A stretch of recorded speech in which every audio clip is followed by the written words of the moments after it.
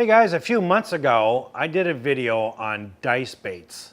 You know, this emerging bait that's coming out of Japan that people are using to catch fish. I spent the spring and summer fishing the snot out of them, and I put together a video that shows the different ways to fish them and how to catch fish with them. And it's pretty comprehensive. One of the things I did at the end of the video was to show you how to make your own, because these are pretty expensive baits. Okay, it's about 20 bucks for 5 baits. That's pretty expensive. So the way that you make them is you get furniture, fabric needles. I like to get the kind you use for leather, so it's a real thick, stout needle. And you get some rubber strands, some skirting material, you cut them to size, and then you get a Senko style bait and cut them into smaller chunks and then thread the rubber skirting through it to make it look like a dice bait. And it works really well. I've been fishing these, they work great. They're very inexpensive. It saves you a ton of money. It's kind of fun to make them, and you catch fish on something that you made. Well, what I didn't tell you in that video is what I'm going to tell you now. And that is, one day while I was making these baits, I pulled out another Senko style bait. I went to cut it off and I went, wait a minute, what if I just do it on the full size bait instead? So I did that and I tried it and I caught fish. It worked. The fish loved it. I caught a lot of fish with that. I was like, wow, this is pretty cool. So I started doing that.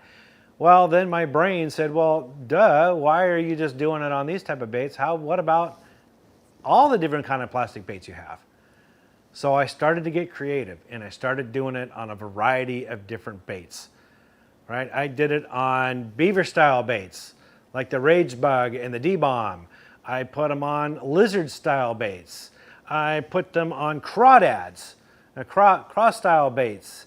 Gosh, what else did I do? I did them on tubes. Yeah, tubes, dragging them, fishing the tube and all these baits, fishing them the way I normally do, but having the skirt on them like this, really, it adds another level of attraction to it and gets bass to bite them. I even use the Ned rig style baits. And think about this, guys. You don't have to put it on a Ned jig head. These baits are designed to float.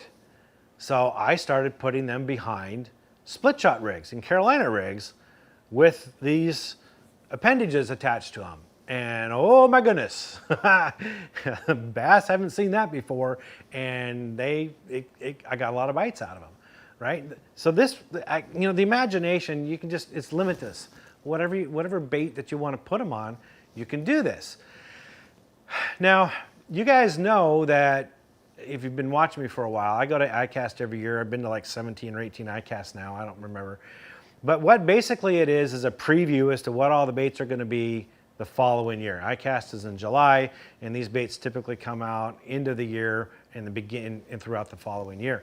I did not see any style of plastic baits there that were like this that were coming out. Okay, they had the dice baits. They had like another bait that was like a round ball that had the rubber skirts hanging out of them, but that was it. I didn't see any of the baits yet.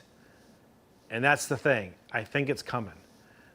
Because of how well this works, I really do think that there's going to be a bunch of baits hitting the market within the next few years that are going to be like the dice baits. They're going to have these rubber appendages, these rubber skirting material sticking out of them because they work so well. As a matter of fact, I think you're going to have the manufacturers are going to have the non-fuzzy kind and the fuzzy kind.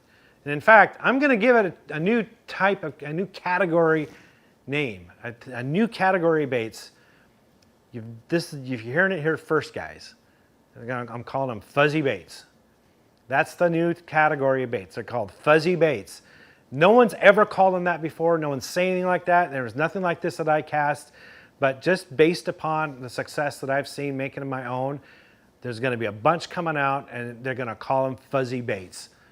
So when you hear this later on and you hear people talking about fuzzy baits, you heard it here first, this video here right now. I should trademark the name, but I'm just calling the ball right now. And we'll see how that pans out. But I really do think that we're going to see the market flooded with these fuzzy baits. In the meantime, you can make them yourself, very simple and easy. It doesn't take much time.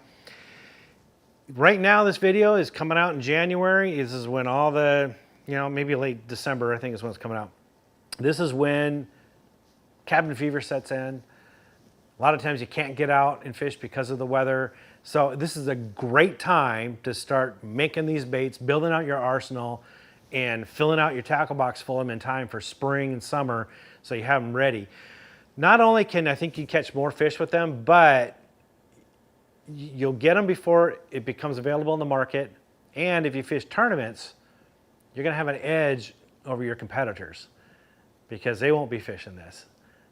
So you might be able to win a few tournaments by doing this. I know a lot of pros use the dice baits today, have them on their boats, and have been using them the past year or two, and they've been winning tournaments on them. Secretly, they don't really announce it too much, but yes, tournaments are being won on the dice baits. It stands to reason that these other types of baits that have these appendages put in them will be equally as effective. So start making them. Build out your arsenal, have yourself a ball this spring, and look for fuzzy baits coming to you in the next few years. I hope that helps. For more tips and tricks like this, visit bassresource.com.